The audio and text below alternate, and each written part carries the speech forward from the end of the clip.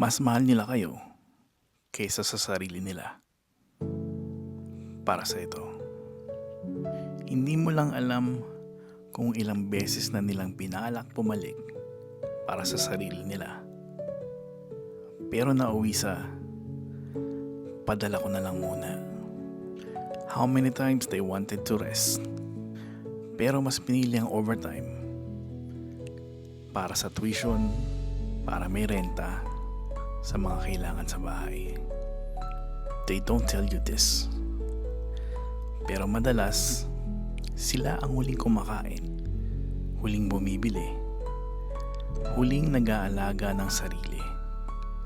Kasi ang una sa listahan nila ay kayo. And you might think malayo sila, pero buong buhay nila umiikot pa rin sa inyo.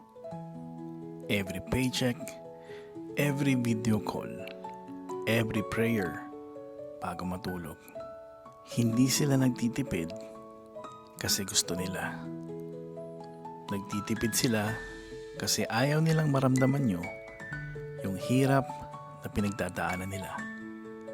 So the next time you wonder, bakit parang nawawala na siya? It's because they gave so much of themselves para hindi kayo mawala. Hindi sila perpekto, pero ang puso nila lagi niyong inuuwian.